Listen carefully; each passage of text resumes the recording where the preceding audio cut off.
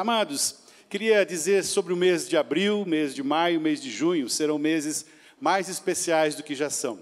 Durante o mês de abril, nós vamos fazer uma super ênfase na vida de oração. Será o mês de nós falarmos sobre oração e profecia. Seria o tempo da igreja orar e da igreja ser uma igreja profética. Diga para a pessoa que está ao seu lado, você sabe que você é um profeta de Deus? Você é um profeta, você é uma profetisa do Senhor? Este mês, então, nós teremos uma ênfase especial na questão das orações. Nossa igreja já é uma igreja que tem bastante tempos de oração fixados. Não sei se é fácil de achar aí aquele vamos orar, mas, por exemplo, às segundas-feiras, a partir das 20 horas, nós temos um tempo aqui dirigido pela pastora Sônia. Nas terças-feiras, às 7h30 da manhã, a irmã Neuza e outros irmãos conduzem um tempo de intercessão. Às 21 horas, na terça-feira, tem o Doca Pray. Gostei do Pray. Doca Pray. Às quintas-feiras, aqui no salão da igreja, ao meio-dia até 1h, os pastores estão reunidos. Lá no Núcleo do Santana, a partir das 15 horas até as 16 horas, há um tempo de oração. Então, nossa igreja já é uma igreja que tem esta inclinação a orar, e não pode ser diferente. Então, sobre isso que já existe, que é muito bom, nós queremos fazer uma super ênfase, porque nós queremos que este é um mês profético. Quem diz amém a essa palavra? Então, é um mês de nós alcançarmos algumas coisas que estão lá nas mãos do Senhor, que estão para vir à igreja, algumas revelações que já têm sido dadas pelo Senhor, algumas palavras específicas para a nossa nação, orar, interceder pela nação, pela nossa família, e de uma maneira especial, naquela semana, do dia 14 ao dia 20, deixa eu aqui dar uma copiada num pastor nosso aqui, o que eu disse? De 14 a 20, nós vamos ter o que nós estamos chamando de uma jornada de oração. O que é a jornada de oração?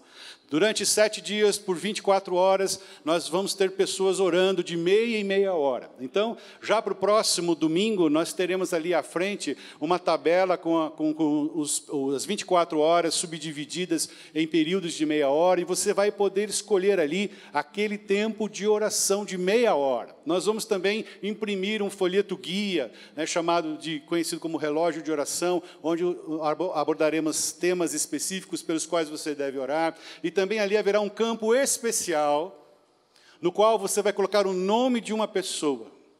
Aquela pessoa que você estará evangelizando, já está evangelizando, e você vai falar do amor de Deus em abril, você vai falar do amor de Deus em maio, você vai falar do amor de Deus em junho, e em julho você vai trazer esta pessoa aqui para uma reunião especial, onde ela vai ser amada, vai ser abraçada, e vai ser definitivamente apresentada a Jesus Cristo, para que é bem provável que ela já receba Jesus antes por causa da tua intercessão, mas naquele dia ela vai confirmar que ela recebeu Jesus no seu coração. Aleluia. Você não está empolgado com isso? Aleluia. Diz aleluia! Aleluia. E então, as 24 horas serão subdivididas em períodos de meia hora. Nós vamos incentivar que os núcleos também entrem nessa oração e podem colocar o nome nessa mesma lista, ter uma lista lá no núcleo e replicar o nome aqui nessa lista. Os irmãos lá de Vila Olímpia, os irmãos lá de Pedreira estarão também, talvez alguma outra igreja que queira entrar nesse momento, mas será um mês diferenciado.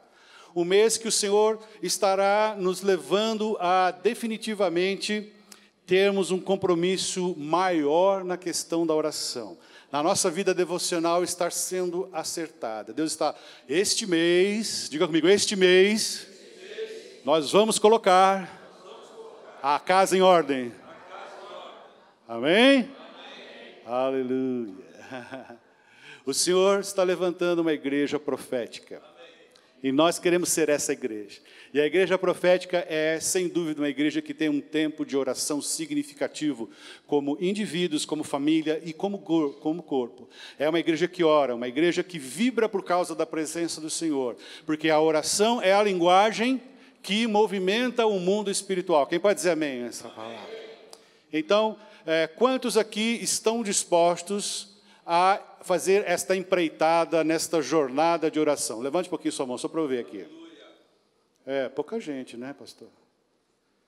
Mas tem mais de 48, viu?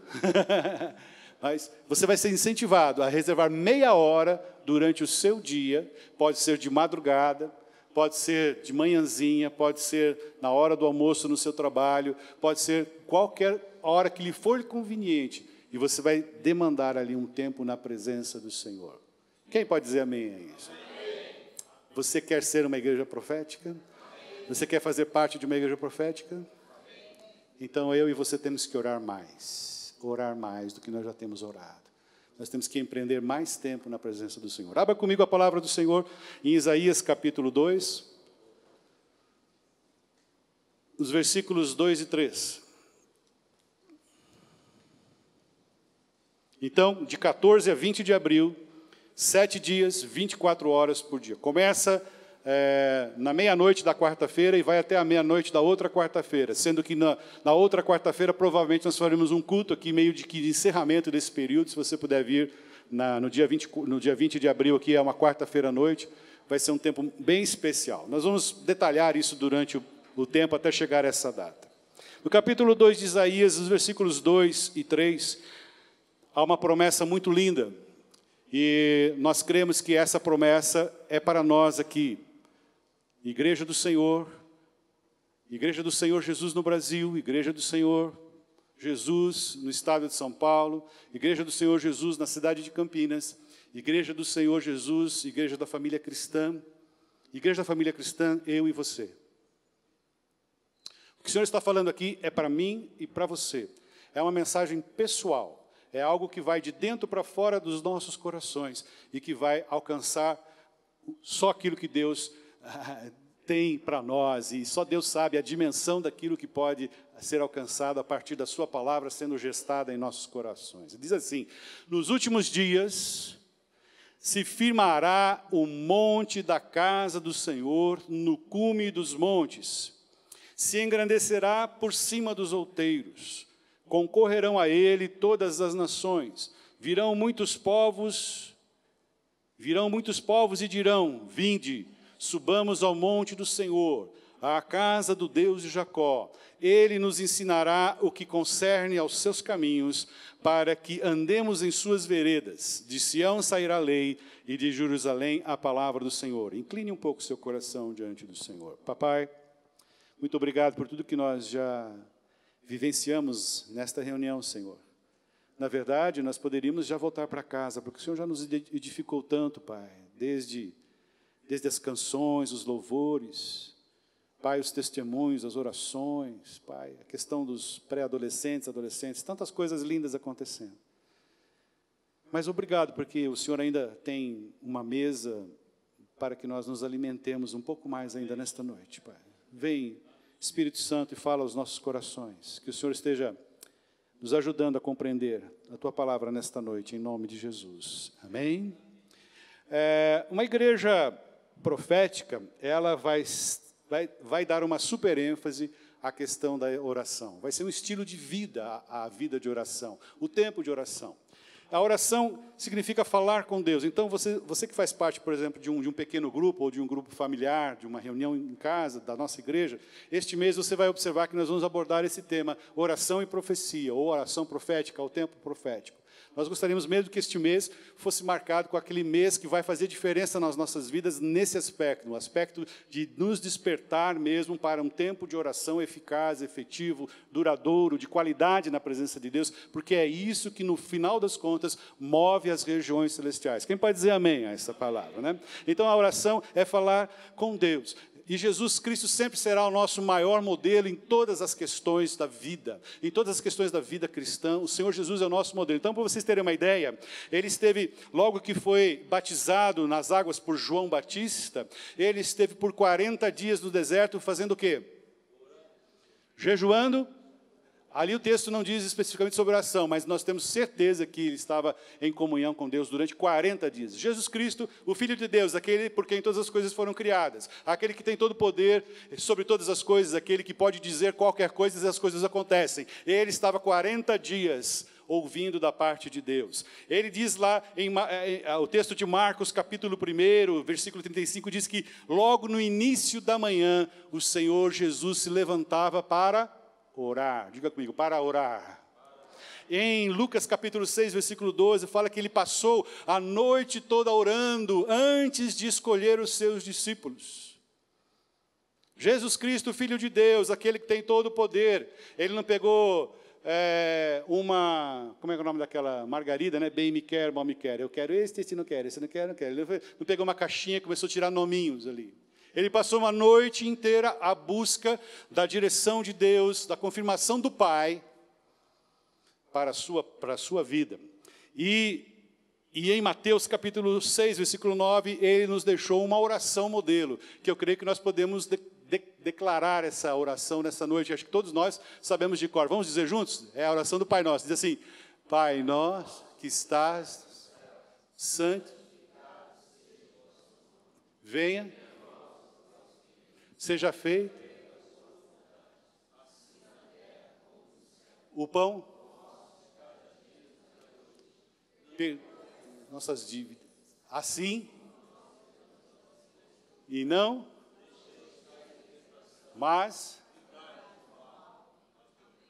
porque é o reino, poder e a glória para sempre. Amém. Quantos irmãos aqui vieram da Igreja Católica? Deixa eu ver aqui. Eu vi bastante vosso nome, que legal, eu gosto. Bendito seja o vosso nome, né? Traz uma reverência especial, né? Traz uma deferência, né? Ao nome do Senhor. Muito bonito, o vosso nome, né? É gostoso. Também não tem nada errado de chamar de meu Pai, eu amo você. Não há um desrespeito nisso. Quem pode dizer amém, né? Então, Jesus Cristo é um modelo de oração. Se Jesus Cristo, Filho de Deus, aquele que tem todo o poder, Ele nos incentivou a orar, Ele nos disse que devíamos orar, e os discípulos pediam: Senhor Jesus, ensina-nos a orar. Quanto mais nós, que estamos agora neste mundo, sem a presença física, mas, obviamente, com a presença do Espírito Santo sobre nós, quanto mais nós precisamos intensificar a nossa vida de oração. Posso ouvir o amém, céu? Amém. Pedro, para você ter uma ideia, teve uma revelação que mudaria a história do cristianismo naquela época. Isso está em Atos capítulo 10. Havia um homem piedoso que não era judeu, ele era um gentio como eu e você seríamos chamados de gentios. O nome dele era Cornélio, era um homem piedoso, era um homem que buscava a presença de Deus de todo o coração. E o Senhor veio a este homem chamado Cornélio, está em Atos capítulo 10, versículo 4, diz assim: as tuas orações e as tuas ofertas ou as tuas esmolas subiram até a minha presença como um aroma suave. A oração de um homem que nem era judeu, subiu diante do Senhor, e o Senhor ouviu a Cornélio, enquanto ele orava. Nesse mesmo capítulo, no versículo 9, Pedro, quando subia a um patamar para orar, para o quê, irmãos? Para orar. O Senhor trouxe a ele uma grande revelação, um lençol cheio de animais impuros desce diante da presença de Pedro, e ele, como judeu, jamais poderia tocar naqueles animais que eram imundos, e o Senhor diz assim: Pedro, mata e come. E aí é uma resposta muito interessante, né? Porque ele diz: não, Senhor. É um absurdo, uma resposta absurda, porque quando o Senhor mandava, tinha que ser feito. Mas Pedro, diante de toda aquela dificuldade, né, por causa da sua religião, por causa do seu costume, Pedro disse assim: não, Senhor. Mas o Senhor diz: o que eu purifiquei seria imundo? E aí o Senhor manda homens da parte de Cornélio encontrarem com Pedro, e Pedro entende que é Deus falando com ele, e esses homens levam Pedro, que estava hospedado lá na casa de Simão, que é um grande exemplo de hospedagem, né? Porque Simão estava hospedando Pedro, aí chegaram pessoas para visitar Pedro, e Simão hospedou as pessoas que vieram para não visitar ele, visitar Pedro. Olha que exemplo de hospitalidade, Simão, né? Se tiver algum hotel chamado Simão, pode ir, porque é bom de hospitalidade. E aí, porque havia uma dificuldade entre gentios e judeus, eles não se conversavam, não se recebiam nas suas casas, tinha ali um embrolho ali, né? Então esses homens levam Pedro até Cornélio, e ali eles estavam esperando E o Espírito Santo enche aquelas pessoas, porque Cornélio orou e porque Pedro orou. Ambos estavam orando, e quando a gente ora, o céu se move e as coisas acontecem. Quando a gente ora, as coisas acontecem no mundo espiritual para o mundo natural. Quem diz amém essa palavra? E aí Pedro então prega aos gentios. Isso causa uma celeuma lá entre os discípulos. Depois eles têm que discutir e todos falam, de fato, Deus quer tocar todas as pessoas. Aleluia, porque nós somos todas essas outras pessoas. Chegou até nós as boas novas. Depois Paulo vai muito usado também com os gentios. Mas esse foi o start, esse foi o início da obra do evangelho sendo levado para as pessoas não judias. Quem pode dizer amém? Então Pedro, um homem que orava ao Senhor. Cornélio orava ao Senhor.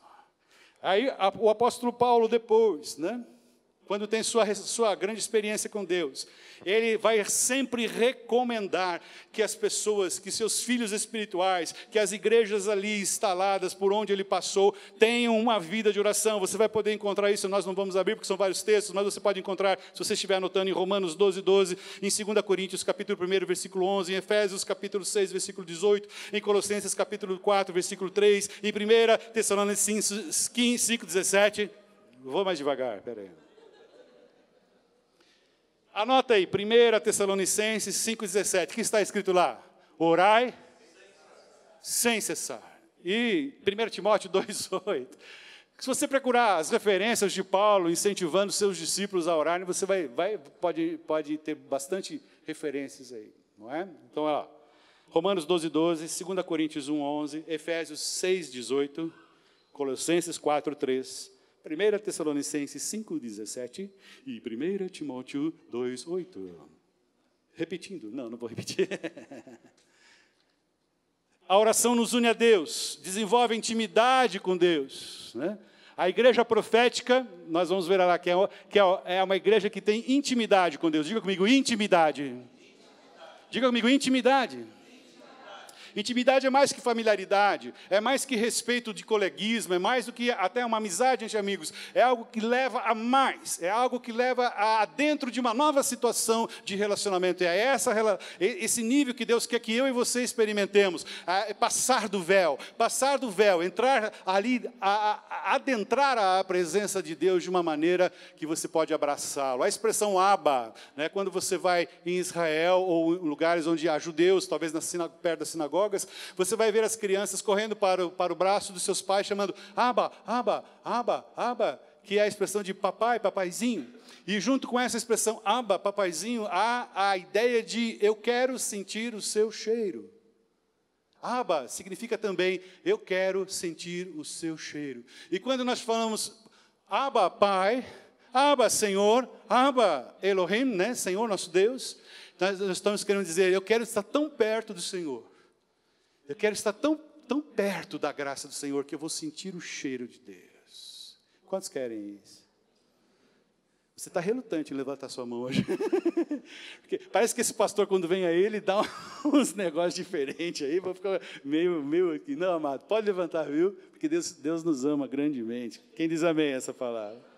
Queremos ser essa igreja que tem como um dos seus selos, que já tem como um dos seus selos, mas queremos que isso fique de maneira mais enfática dentro de nós, que sejamos conhecidos como uma igreja de oração. Aquele povo que se reúne lá na igreja da família é um povo que ora. É um povo que quando você entra naquele ambiente lá, você sente um negócio diferente e não é humano, é sobrenatural. É a graça do Senhor, a eletricidade do reino de Deus, a unção da graça de Deus vindo sobre nós. Quem pode dizer amém sobre isso? Amém? As pessoas poderão entrar por essas portas e serem tocadas logo de início por causa da glória do Senhor, por causa do Shekinah de Deus que está dentro de nós e que extrapola a nossa vida e vai até o exterior como graça de Deus. Quem quer? Quem quer ser? Você quer ser essa igreja? Levanta de novo a mão. Nós queremos ser essa igreja que pratica a oração em todas as suas facetas, como, por exemplo, as súplicas, como Paulo diz. Nós queremos ser uma igreja de intercessão, nós queremos ser uma igreja de ação de graças, mas nós queremos também ser uma igreja de oração profética. O que seria uma igreja profética, é uma igreja que ouve da parte de Deus e começa a trazer essas palavras, os oráculos. Oráculos significa frases rápidas da parte de Deus, que vai trazer ordem, que vai trazer direção, que vai trazer livramento, que vai trazer a forma de se comportar diante de muitas situações, né? Então, a gente foi analisar quais seriam as características de alguns profetas, e aí a coisa começa a ficar assustadora, porque a característica do profeta é, primeiro, é aquele que vê, né? Então, os seus olhos espirituais têm que estar abertos para verem o que Deus está fazendo. Isso só é possível através da comunhão e da oração. Quando nós entramos na presença no mundo espiritual, o Senhor irá abrir os nossos olhos espirituais para vermos o que está acontecendo nas regiões celestiais, né? Não sei quantos aqui já receberam o dom da visão, né? Mas é provável que haja, né? Eu creio, como eu não tenho esse dom, mas eu creio, haja anjos aqui no nosso meio, né? Quem crê nisso? E esses anjos podem ser portadores de bênçãos, de cura, por exemplo, de libertação, ou simplesmente estão se alegrando conosco na presença de Deus, porque nós estamos honrando o nome de Deus. Mas a igreja profética, ela vê, e ela vê não apenas as teofanias, né, as manifestações de Deus, mas vê também o que está acontecendo no mundo espiritual, né? Um irmão teve um arrebatamento esses dias e foi levado a contemplar a situação do nosso país. Quando foi levado, talvez eu não tenha todos os detalhes, mas ele foi levado pelo Senhor ali na região de Brasília, ele ouvia cânticos espirituais, ouvia canções cristãs e começou a se alegrar, mas ao mesmo tempo ele viu sendo armado fora daquele ambiente uma tenda do tamanho talvez desta igreja aqui, um lugar onde as pessoas eram vestidas de branco e elas provavelmente eram embaixadores e embaixatrizes de orixás. Exus e orixás. Isso foi na quinta-feira. Posso dizer que foi você, meu irmão? O pastor Fábio teve essa experiência. E aí nós começamos a nos comunicar via WhatsApp, por telefone, e viemos aqui meio-dia para orarmos. E começamos a batalhar nas regiões celestiais. Na sexta-feira sai uma foto da presidente da República cercada por mulheres vestidas de branco, porque ela havia sancionado uma lei que regulamentava algumas coisas sobre quilombolas e quilombos, né? E é claro que, do ponto de vista social, nós somos totalmente a favor que haja regulamentações desse tipo. Mas ali nós percebemos que algumas daquelas mulheres estavam vestidas como mães de santo e estavam ali cercando a nossa presidente. Então ficou nítido que tipo de força está interessada em manejar o nosso país. Mas a palavra diz que o Senhor é maior do que todas essas forças. Que o Senhor é que estabelece reis e remove reis. E nós não somos contra pessoas, amados, né? Nós não somos contra pessoas. Nós não somos partidaristas. Nós não temos aqui nenhum emblema de partido nenhum. Nós não somos a favor nem contra partido A, B ou C. Nós somos contra tudo aquilo que é erro, é roubo, é maldade, é doloso, tudo aquilo que é feito debaixo dos panos, tudo aquilo que é roubo, tudo aquilo que não abençoa a nação. Nós somos contra, seja lá quem for. Essa é a igreja do Senhor. Quem diz amém a essa palavra? Então que fique claro, nós somos politizados, sim senhores, mas somos apartidários totalmente. Quem diz amém? Amém? Bom, então o profeta vê, depois o profeta declara, e aqui tem uma coisa bem interessante sobre o profeta. O profeta ele pode predizer, é diferente de prognosticar, porque o profeta ele é um estudioso da palavra de Deus, ele tem que ser um estudioso da palavra de Deus, então ele tem uma noção, ele tem um insight de como Deus já trabalhou no passado, como Deus trabalha, qual é a forma de Deus trabalhar determinadas situações, e quando ele tem essa leitura do passado, de como Deus agiu e como Deus está agindo, e ele tem uma leitura do presente, ele pode dizer, se não fizermos dessa maneira, vai acontecer isso. O profeta não é aquele que diz assim, jogue no número tal que vai dar na loteria. Isso não é profeta, isso é espírito de adivinhação. Não tem nada a ver com o nosso Deus. O profeta é aquele que conhece profundamente como Deus se move através da história. O profeta é aquele que conhece profundamente qual é o coração de Deus em relação aos fatos e às pessoas. Ele conhece o coração de Deus, então ele pode predizer. Se o meu povo, que se chama pelo meu nome, se humilhar, e orar, e buscar a minha face, e se arrepender dos seus maus caminhos, então eu ouvirei dos céus, sararei a terra, diz o Senhor dos Exércitos. Esse é o profeta. O profeta não é que diz, Maria vai casar com João. Foge disso, meu irmão. Desculpem aqui. Houve um tempo que os profetas gostavam de dizer, estou vendo chave de carro. Era naquela época que você podia financiar em até 120 meses, lembra? Faz tempo que eu não vejo o profeta falar que tem chave de carro. Porque agora o financiamento caiu para menos, né? Desculpa aí. Amados, o profeta não vai se preocupar tanto com esses pequenos detalhes que são importantes. Pode até haver uma palavra nesse sentido. Não estou dizendo que todos eles são, todas elas são profetadas. Quem já viu essa expressão, profetada? Não é? Profetada. Eu costumo brincar, né? Quantas as pessoas que estão visitando a gente pela primeira vez hoje? Quem está visitando? Mais uma vez, eu vou pedir para você levantar sua mão. Olha, então, eu diz assim, se você estiver procurando uma boa igreja, assim diz o Senhor, esta aqui é uma boa igreja. Isso é uma profetada. Mas eu faço isso brincando, né? Não faço isso seriamente. Mas, de fato, aqui é uma boa igreja, viu, irmã? Se você estiver procurando uma boa igreja. A gente é um pouco estranho assim, mas o pessoal já acostumou. Amém? Deu para entender a diferença de prognosticar e predizer? O profeta é aquele que vai sempre enfatizar reino de Deus. O foco do profeta não é a pessoa, o foco do profeta é o reino de Deus. As pessoas serão usadas para manifestar a vontade de Deus dentro de um contexto de uma palavra geral de Deus. Mas o foco central da profecia vai ser sempre o reino de Deus. Quem pode dizer amém? Amém. Legal. O profeta ele vai comunicar. Aí a gente vai comunicar aquilo que Deus está falando, tentar comunicar, como eu estou tentando comunicar aqui com vocês. Vocês me perdoem se alguma vez eu dar uma travada aqui, porque eu ainda sou um profeta aprendiz, tá bom? Então, o profeta comunica.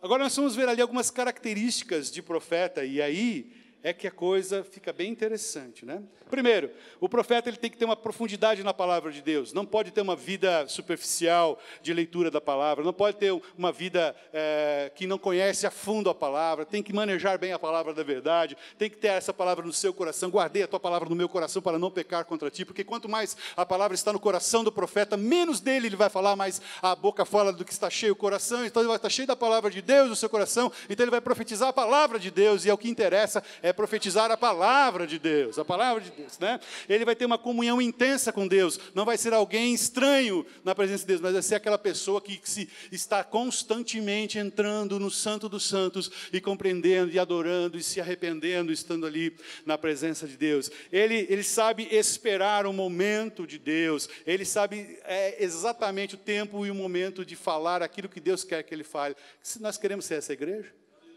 quando formos chamados a expressar a nossa opinião em relação a qualquer coisa, nossa igreja vai ter uma palavra certa, no momento certo, para o detalhe certo, e será a palavra exata de Deus para aquela situação. Quem pode dizer amém a essa palavra? E aqui uma coisa bastante interessante. Todo profeta, ele é muito tratado por Deus. Ele é muito ralado por Deus. E Deus tem um tratamento especial na vida dos profetas. Agora eu sei que você não vai dizer amém. Porque nós queremos ser essa igreja que é tratada. E nós temos sido tratados, né, pastor? Tanto individualmente como igreja, nós temos sido tratados. E nós temos perseverado na presença de Deus, porque nós entendemos que há algo novo, algo lindo para acontecer nos nossos dias. Aquilo que já tem sido feito tem sido tão legal, 13 anos de existência, lançando fundamentos e lançando as bases, e tendo pessoas tão lindas e tão boas trabalhando conosco esse tempo todo. Daqui para frente, Deus quer que nós sejamos aquela igreja lá de Isaías 2, o cume, a casa do Senhor, o monte da casa do Senhor, que sou eu e você, está sendo colocado num lugar de destaque. O Senhor, como Paulinho disse, o Senhor quer usar essa igreja, não é só aqui em Campinas, não, né, Paulinho? Deus quer usar no estado de São Paulo, quer usar no Brasil, quer usar fora do Brasil. Porque, de fato, nós aqui estamos estamos muito interessados em fazer aquilo que o Senhor quer que nós façamos. Ninguém está aqui por causa de dinheiro, ninguém está aqui por causa de fama, ninguém está aqui por causa de política, ninguém está aqui por causa de status. Nós estamos aqui porque amamos o reino de Deus, amamos o Senhor e queremos ver a sua vida frutificando no Senhor. Pode aplaudir o Senhor.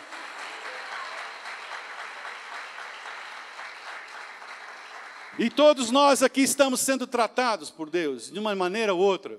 Mas nós queremos dizer, não importa.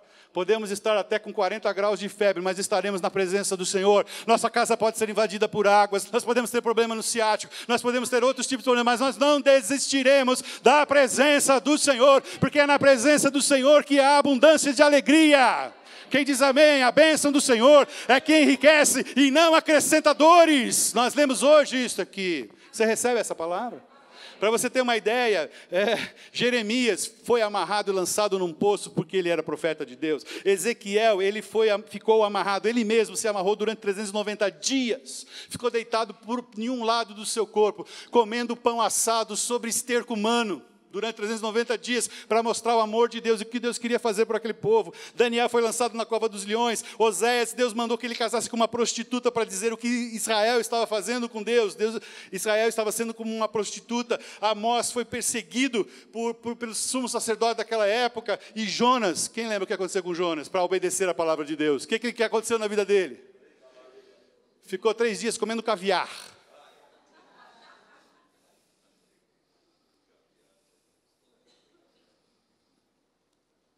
É que eu não entendo nada de biologia, mas eu sei que o caviar é em outro departamento, não era naquele departamento. O departamento onde Jonas ficou não tinha caviar, só tinha peixe podre, algas, porque o caviar é em outro departamento lá do peixe. Entende? Você que ainda quer ser igreja profética? Você ainda quer ser igreja profética? Então... Aleluia. Então, para ser essa igreja profética, primeiro, nós precisamos orar mais intensamente. Diga comigo, orar mais intensamente. Porque só vamos suportar isso se nós estivermos em estreita comunhão com Deus e entendermos o chamado dele para nós nesses dias. Porque se nós tivermos uma vida superficial na presença de Deus, no primeiro momento de provação, nós vamos cair fora. Nós vamos dizer, vou fazer outra coisa. Vou pintar a parede. Vou vender Barça.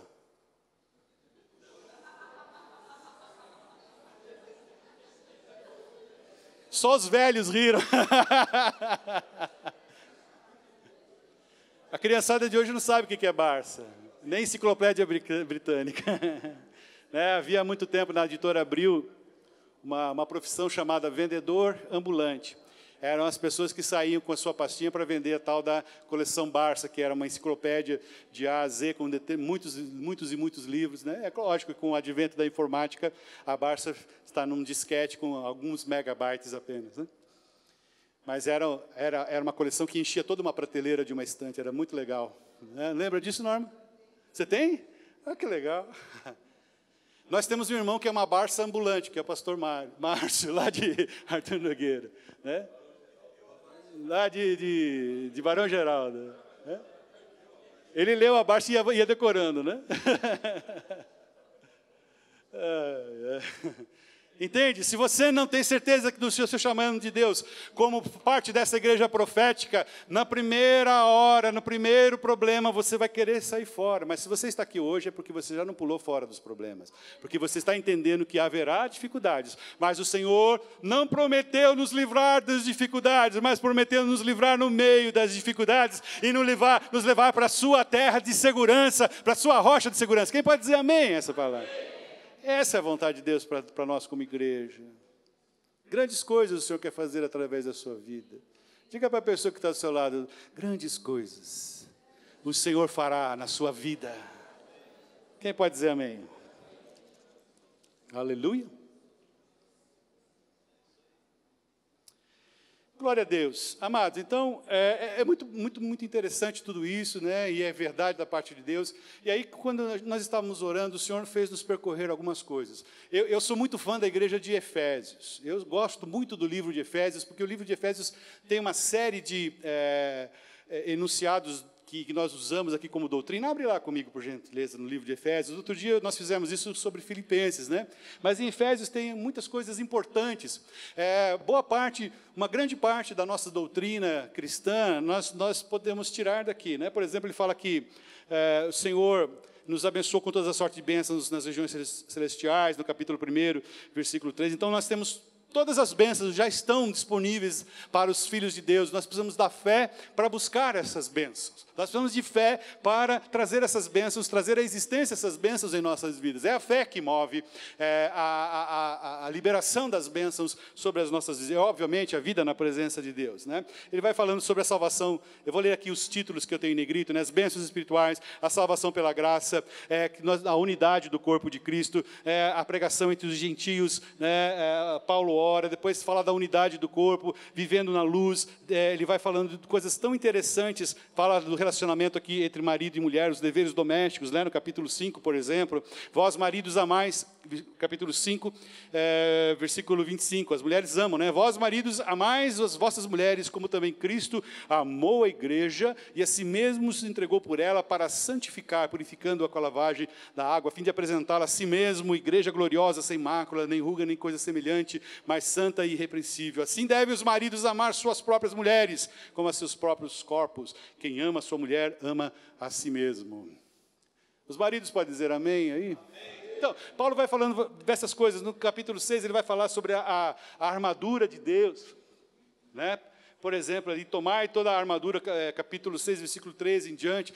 Enfim, tem muitos textos importantes para nós. E a nossa igreja sacou também daqui de Efésios uma coisa muito importante para a nossa vida, que está ali no capítulo 4, versículo 11 em diante. Ele diz assim: ele mesmo deu uns para apóstolos, outros para profetas, e outros para evangelistas, e outros para pastores e mestres. A nossa igreja, ela recebeu esse presente de Deus. Deus tem nos dado um grande presente nesses últimos tempos. Ele deu-nos a possibilidade de ter um enunciado de uma visão, algo que Deus entregou nas nossas mãos para que nós desenvolvêssemos. E a visão que Deus nos deu foi o seguinte: valorizar uma vida. Diga comigo, valorizar uma vida. Alcançar famílias para o reino de Deus. Diga comigo, alcançar famílias para o reino de Deus. Vamos dizer novamente, valorizar uma vida, alcançar famílias para o reino de Deus. Nós desejamos que num determinado período curto, qualquer criancinha que já saiba falar, eu vou perguntar, qual é a visão da igreja? Ela vai dizer, valorizar uma vida, alcançar famílias para o reino de Deus. Obviamente que ela não vai saber o significado de tudo isso, mas ela vai saber o enunciado. E nós desejamos que também a pessoa de mais idade saiba dizer qual é a visão da igreja da família cristã. Alcançar, valorizar uma vida e alcançar famílias para o reino de Deus. E dentro dessa visão, Deus nos deu também os seus valores, né, para os valores que a igreja tem, e nos deu uma grande missão. Então, isso nós consideramos um grande presente. Porque agora nós vamos juntar todas as nossas forças, né? Desde a escola bíblica com as crianças, até o trabalho com terceira idade, nós vamos sempre focar o quê? Valorizar uma vida, alcançar famílias para o reino de Deus. E nós vamos concentrar nossas energias nesse sentido. E é claro que há uma pluralidade de serviços, há uma pluralidade de ações, há um sem número de coisas que podem ser feitas, mas todas convergindo para essa ideia, para isso que Deus nos deu. E isso é fruto de buscar a Deus, isso é fruto de estar na presença de Deus, isso não é fruto de um sonho humano, isso não é fruto de comer uma pizza e ter um pesadelo durante a noite.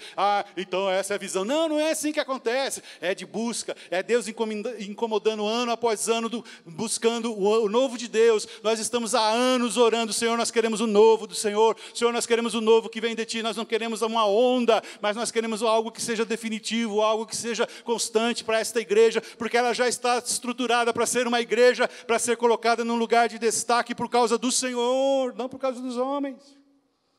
Você pode dizer amém? Então, todos nós estamos sendo chamados nesses dias a fazer parte de algo muito lindo que Deus quer fazer, que é valorizar uma vida e alcançar famílias para o reino de Deus. Isso é muito, nós tiramos daqui, de Efésios. Aí eu fiquei orgulhoso, né? Porque, como é bom ser pastor de uma igreja igual à igreja de Éfeso. Uau, igreja legal.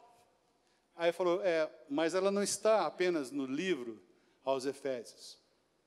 Ela é mencionada também em Apocalipse, capítulo 2, versículo 1 em diante. E eu quero que você abra lá.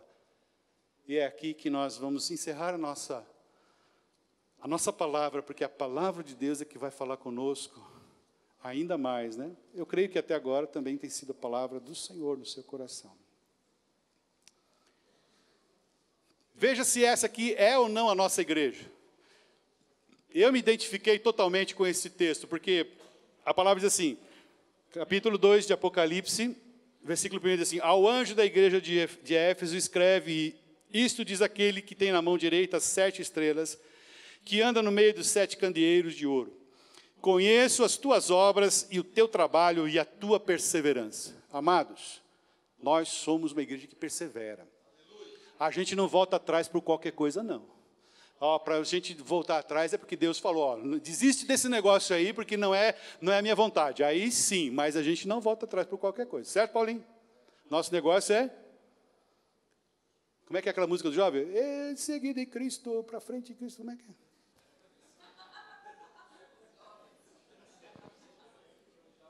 Não, nós somos meio que catraca, gente. Quem já viu catraca?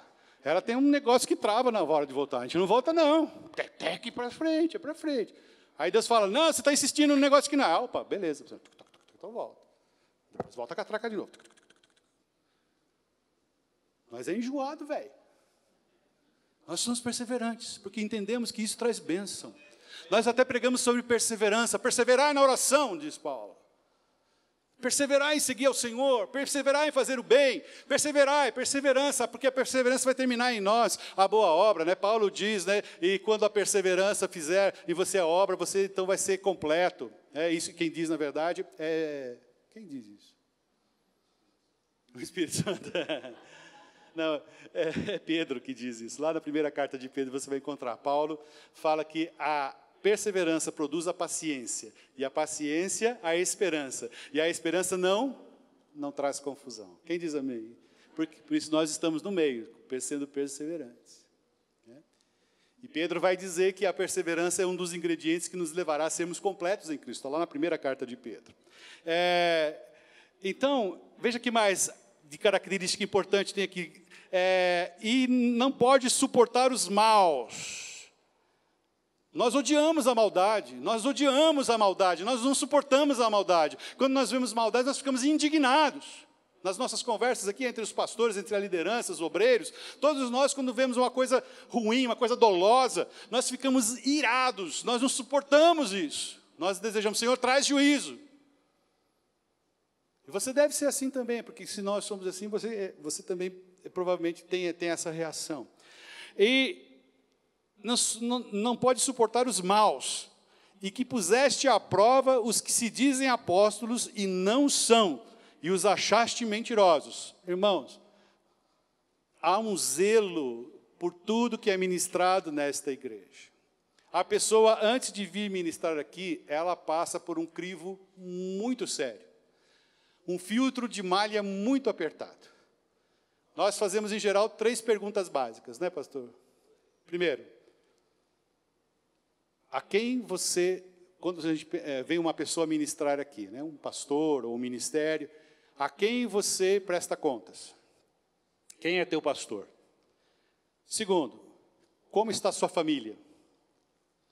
E terceiro, a qual igreja local você está atrelado? Se não houver resposta satisfatória em algum desses itens, conhecendo os meus irmãos aqui, a gente vai dizer muito obrigado, Deus continue te abençoando, e até la vista.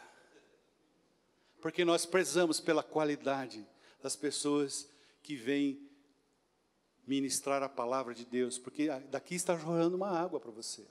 Daqui está jorrando uma água que nós sentimos é uma água viva, é uma água que vai fazer diferença, porque é a água da palavra de Deus. Se essa água estiver turvada, você vai receber água turvada. E nós não queremos absolutamente isso. Para subir aqui, nós temos que estar como canais limpos na presença de Deus. E se você sente algo diferente no seu coração enquanto nós ministramos aqui, é porque nós estamos dedicados a nos limpar por sua causa. Nós queremos nos santificar por sua causa. Nós queremos ser limpos por sua causa, para que você receba o melhor de Deus através das nossas vidas. Que você seja muito abençoado nisso. Então nós somos essa igreja. Nós somos essa igreja que questiona mesmo algumas ações malucas e que também reconhece que algumas ações malucas fazem parte de alguns ministérios que dão fruto. Né? Nós sabemos disso. Deus tem a sua multiforme graça, Ele age na sua multiforme graça. Tens perseverança, versículo 3, e por causa do meu nome sofreste e não desfaleceste. Então, nós somos essa igreja.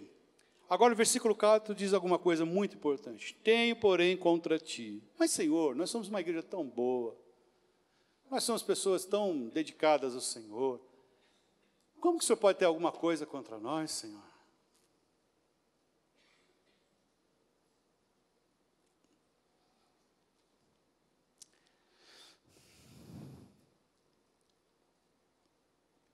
Tenho, porém, contra ti, que deixaste o teu primeiro amor.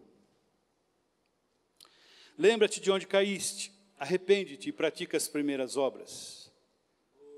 Se não te arrependeres, brevemente virei a ti e removerei do seu lugar o teu candeeiro, e se não te arrependeres, tens, porém, a teu favor que odeias as obras dos nicolaítas. Quem são os nicolaítas, né? Os nicolaítas daquela época eram aqueles que tinham uma vida licenciosa, né? Que gostavam de estar na presença de Deus, mas também gostavam de estar nas festas mundanas. Quem tem ouvidos, ouça o que o Espírito diz às igrejas. Ao que vencer, dar-lhe-ei a comer da árvore da vida, que está no paraíso. Igreja da família cristã. Pastor Eugênio, que, como ministro dessa noite, em primeiro lugar, o Senhor está dizendo, tem uma coisa contra você. Você deixou o teu primeiro amor. Mas o Senhor sabe que eu te amo, Senhor. O Senhor sabe que eu deixo tudo para te seguir.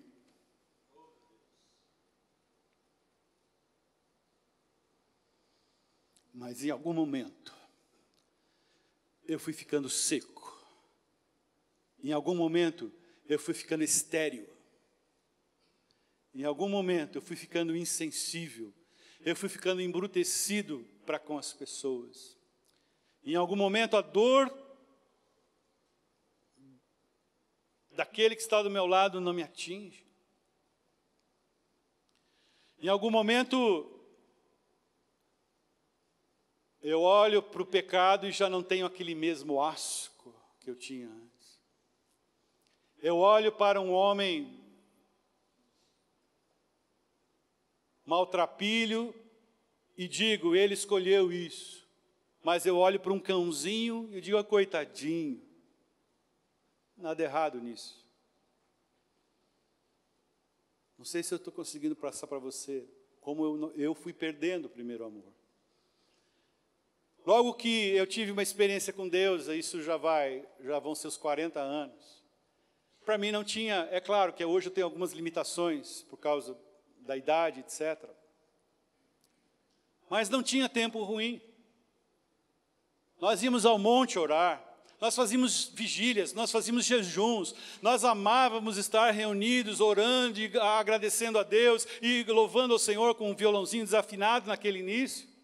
Nós amávamos a presença de Deus, amávamos orar em línguas, amávamos estar na comunhão com os santos, amávamos fazer a obra do Senhor. Quando éramos requisitados para fazer a obra do Senhor, nós não ficávamos, não, hoje eu tenho uma festa, não, hoje não é meu dia, não, hoje não sei o quê, hoje não sei o quê. Não tinha isso! Hoje a gente é cheio de dizer não.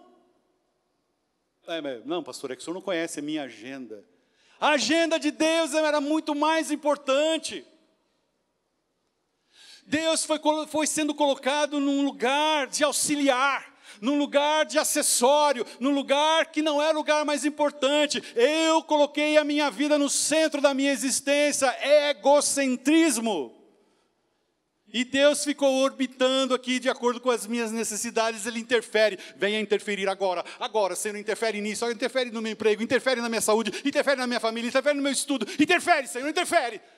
Deus não quer interferir, Ele quer lhe comandar direto, Ele quer ser Senhor para te levar para coisas muito maiores o tempo todo. Mas porque nós esfriamos o nosso amor, nós estamos pedindo, Senhor, interfere, interfere, interfere. Enquanto Ele quer dizer, vai por aqui, Ele quer antecipar todos os lances na sua vida. Ele não quer entrar para corrigir, claro que Ele vai entrar para corrigir, mas Ele quer te dar a direção antecipada do que você deve fazer. Se você e eu voltarmos ao primeiro amor, as coisas serão diferentes na nossa vida. Nós poderemos ter uma comunhão extraordinária na presença de Deus. Pai. Não sei se eu estou conseguindo passar para vocês. É muito mais do que religiosidade. É muito mais do que estar acostumado a fazer as coisas de Deus. É muito mais do que, vou lá cumprir a minha obrigação desta semana. Vou ao culto de manhã ou de noite ou de quarta-feira. Ou vou no grupo familiar para cumprir uma tabela, para que Deus fique contente comigo. Deus vai ficar contente com você. Quando você e eu voltarmos ao primeiro amor, dizer, Senhor, eu quero voltar a sentir as mesmas coisas que eu senti naqueles dias que o Senhor me tirou das trevas para a tua maravilhosa luz, aqueles dias que eu senti que eu fui tirado das garras do inferno e fui colocado no caminho do céu. Eu quero voltar à tua presença, eu quero voltar a sentir o calor do Espírito Santo, eu quero voltar a ter sonhos, eu quero voltar, Senhor Deus, a profetizar no teu nome sobre a vida das pessoas. Eu quero ser essa igreja, Senhor. Por isso eu sei que o Senhor vai me tratar, eu sei que o Senhor vai tratar as nossas vidas, mas vai valer a pena, porque o Senhor é bom, o Senhor é bom e a sua bondade dura para sempre. Eu falei, Senhor, será que eu devo compartilhar isso com a minha igreja? Porque é uma coisa tão pessoal, uma coisa que o Senhor está falando comigo. Ele falou assim, pode ter certeza que muita gente lá está sentindo a mesma coisa. E muita gente está querendo uma oportunidade de se derramar na minha presença. E você vai fazer esse apelo hoje. A renovação. Senhor, este mês é um mês diferente, é um mês no qual nós vamos ser incentivados a estar orando mais. Mas nós não queremos que isso seja um evento. Nós não queremos que depois que passe o mês de abril, a gente volte à nossa rotina vazia. Nós queremos que esse seja um momento de alcançarmos, de conquistarmos alguns lugares definitivamente na presença de Deus. Estilo de vida de oração, estilo de vida de primeiro amor, estilo de vida de estar vibrando com o Espírito Santo nas nossas vidas. De entrarmos em ebulição definitivamente, deixarmos a nossa mornidão, deixarmos a nossa indiferença, deixarmos a nossa dureza de coração. Que nesta noite seja assim na minha vida. Que neste mês seja assim na minha vida. Que daqui para frente a minha vida seja diferente. Que a partir desta palavra, dessa noite, algo novo aconteça na minha e na sua vida. Que a partir desta noite, esta igreja também receba esta unção. Estou falando aqui em nome de um ministério chamado Ministério Profético. Estou aqui debaixo da cobertura de um ministério apostólico. Estou aqui ao lado de um ministério pastoral. Então eu não estou aqui inventando moda, mas o Senhor fala, arrepende-te, volta onde você caiu e pratica as primeiras obras. Volta ao teu primeiro amor. Mas eu sou tão jovem. Mas certamente você está precisando voltar ao primeiro amor. Mas eu sou recém-convertido. Preste atenção no que eu vou te dizer. O Senhor vai nos tratando, nossa vida, e haverá ciclos de vales e ciclos de montanhas, ciclos de vales e ciclos de montanhas. E sabe o que nos mantém? É o amor de Deus, é o primeiro amor de Deus em nós, fluindo em nós, desejosos disso. Então, algumas coisas precisam acontecer. Primeiro, precisamos desejar, precisamos querer, precisamos fazer. Isso que esse irmão está falando faz sentido. Aí você começa a olhar a história da sua vida e ver que você poderia ser muito mais frutífero do que você já tem sido. E você não foi tão frutífero porque você teve um coração duro. Mas Deus sabe que tudo tem o seu tempo. E eu posso dizer que o seu tempo é hoje. O meu tempo é hoje. Hoje, a partir de hoje, haverá algo definitivamente diferente na minha vida. Algo definitivamente na vida de cada um que quiser nesta noite. Cada um que aceitar, cada um que desejar, cada um que vibrar com essa palavra e dizer, eu quero mais de Deus. mas eu quero de Deus não para a minha vida, não para me sentir feliz, mas eu quero mais de Deus para o reino de Deus, para fazer a vontade de Deus. E as demais coisas vos serão acrescentadas. As demais coisas vos serão acrescentadas, diz a palavra de Deus. Buscar em primeiro lugar o reino de Deus e a sua justiça, e as demais coisas serão acrescentadas. Então, busquemos hoje, busquemos nesta noite, essa volta ao primeiro amor. Talvez seja a noite de alguns entregarem a sua vida definitivamente ao Senhor. Talvez seja a noite de alguém dizer: Senhor, eu ainda não fiz uma entrega séria. Eu compreendo o Evangelho, compreendo as coisas do Evangelho, compreendo a igreja, mas eu mesmo acho que eu tenho um entendimento intelectual, um entendimento histórico, filosófico a respeito de tudo isso que está acontecendo, mas eu ainda não entreguei a minha vida, o meu ser, para que o Senhor faça dele o que o Senhor queira. Então, talvez seja hoje a sua noite, de você começar a experimentar o que é primeiro amor.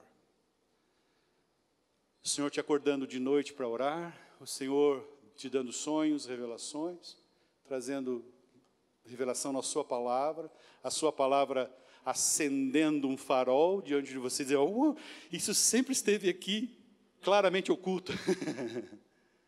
E eu nunca, mas porque o Espírito Santo vai te tomar. O Espírito Santo vai fazer de você uma nova criatura. O Espírito Santo vai te dar uma nova dimensão. O Espírito Santo vai te dar um novo gás na presença de Deus. Você está disposto? Você quer ser uma igreja profética? Você quer ser uma igreja de oração? Essa palavra faz sentido na sua vida? Isso que eu estou dizendo aqui faz sentido para você? Se faz sentido para você, eu quero te pedir, você fique de pé nessa hora. Fica de pé, vamos ficar em pé. Todos aqueles que querem, nessa noite, fazer um compromisso diante de Deus, de buscar a volta ao primeiro amor. Pastor Fábio, o senhor lembra daquela canção do primeiro amor? Do Rebanhão? Quero voltar ao início. Será que o pastor... será que o pastor Fábio podia tocar essa canção mais antigona nossa aqui? A gente chama de repertório jurássico. São as músicas que cantaram lá naquela ceia que Jesus fez parte. Acho que é Dó maior, né?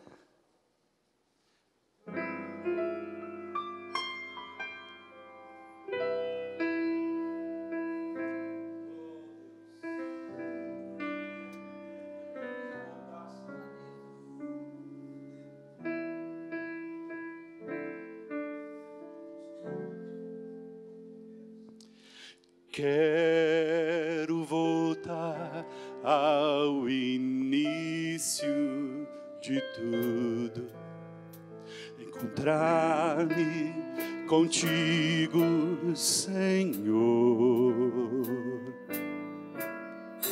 Quero rever meus conceitos, valores, eu quero reconstruir.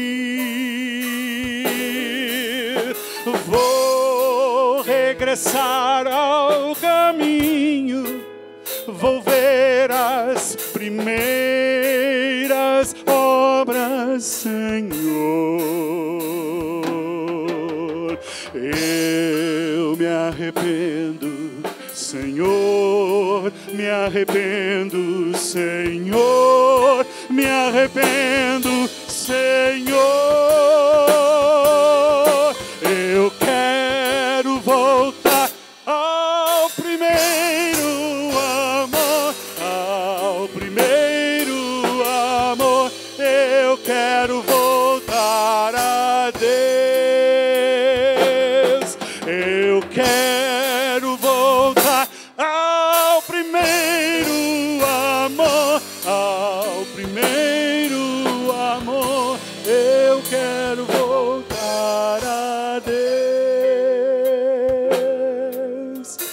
Quero voltar ao início de tudo, encontrar-me contigo, Senhor. Quero quero rever meus conceitos, valores. Eu quero reconstruir. Vou regressar ao caminho, vou ver as primeiras obras, Senhor.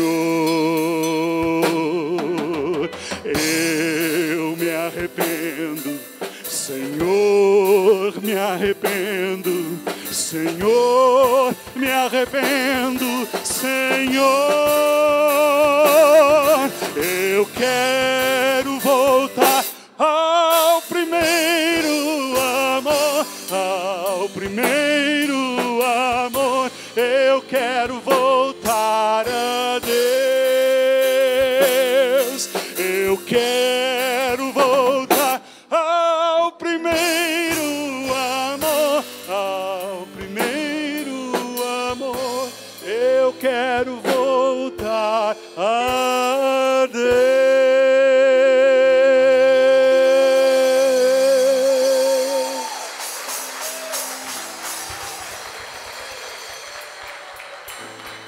Quero pedir que nós tenhamos um tempo de orar uns com os outros. Vamos fechar os corredores dando as mãos aqui. Fecha os corredores aí dando as mãos. Vamos dar as mãos. Pastor Kelson, o senhor tem condição de orar um pouco? Pastor Kelson veio aqui com sintomas de gripe muito fortes. Vamos exercitar a palavra profética, dizendo: seja curado em nome de Jesus. Diga comigo: seja curado em nome de Jesus. Sai agora todo mal do seu físico. Nós o abençoamos. Nós o abençoamos. E liberamos sobre a saúde que vem do Senhor agora. Sobre a Jardine, Senhor, também saúde. Nós rejeitamos toda enfermidade, todo mal que vem. Nós abençoamos os nossos pastores, Senhor. E ministramos sobre ele a cura que vem do alto, Senhor. Obrigado, Jesus. Você pode conduzir agora? Aleluia. Glória a Deus. Sabe, irmãos, Deus, Ele quer nos levar num outro nível. Num nível, é como se fosse uma escada. E Ele está nos chamando mais para perto. Muitas das encrencas da nossa vida, nós arrumamos as encrencas por falta de relacionamento com Deus. Quando nós estamos próximos de Deus, a gente se torna muito maleável. É muito gostoso relacionar com alguém que tem intimidade com Deus. Então eu quero que você nessa noite tome uma decisão, a partir de mim, a partir de nós pastores, de ter uma vida mais achegada ao coração do Pai. Amém? É uma decisão que eu e você temos que tomar hoje. O pastor aqui falou assim: quem está nisso? Poucas pessoas levantaram as mãos para fazer uma semana de oração, orando meia hora por dia. Não, eu não me conformo com isso. Tem que estar 100% das pessoas aqui.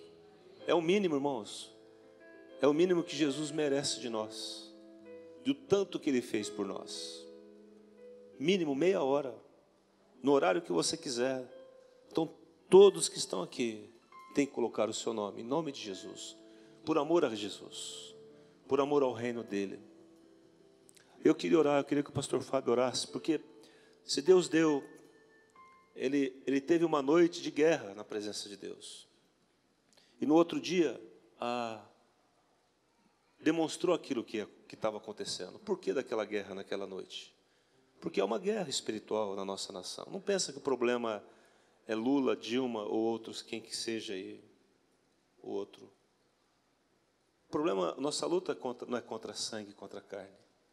É contra as hostes espirituais. Eu queria que ele orasse, porque como ele teve esse entendimento e essa clareza do que ele viu e da guerra que ele, ao ponto dele desfalecer, de tão forte que era. E nós estávamos ali. Então nós somos uma igreja. Se tivesse 10 justos lá em Sodoma, Sodoma não teria sido destruída. Eu disse 10. Quanto mais aqui, 100 e tantas pessoas unidas num só propósito, de destronar esse espírito maligno de corrupção que entrou na nossa nação, de roubo, de mentira e de engano. Amém? Não? Vamos orar então, de mãos dadas, em nome de Jesus. Senhor nosso Deus, nosso Pai, nós nos colocamos enquanto igreja na Tua presença nesta hora, Senhor. Tua palavra diz, o que ligares na terra é ligado no céu. Deus querido, nós estamos numa situação de batalha espiritual profunda aqui na nossa terra, na nossa nação. Mas a Tua palavra diz que o Senhor edificou a Tua igreja e a porta do inferno não prevalece. E em nome de Jesus, em unidade, em uma só voz, nós declaramos que a unção quebra o jugo. Todo jugo maldito que se estabeleceu nessa nação, nos bastidores, nas entrelinhas, no jogo político, econômico desse país, nós declaramos todo dedo sujo do inferno, seja quebrado agora, em nome de Jesus, porque a tua igreja clama ao céu e declara que a unção quebra o jugo. A unção, o teu olho quebra o jugo.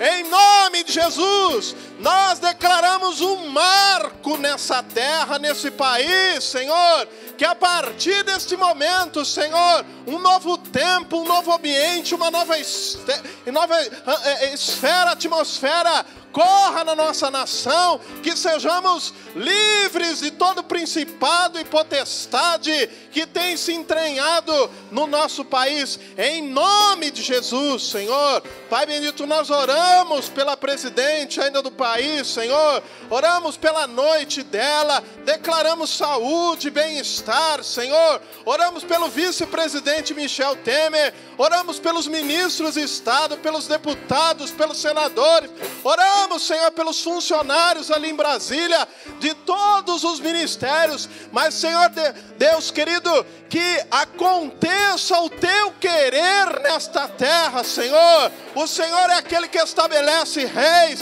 e remove reis, e em nome de Jesus nós estamos afinados com a tua vontade, abrindo mão de todas as nossas preferências e convicções pessoais, para dar lugar ao teu querer e à tua vontade aqui na terra, em nome de Jesus, aleluia, em nome de Jesus. Aleluia, vamos aplaudir ao Senhor, Ele é bom.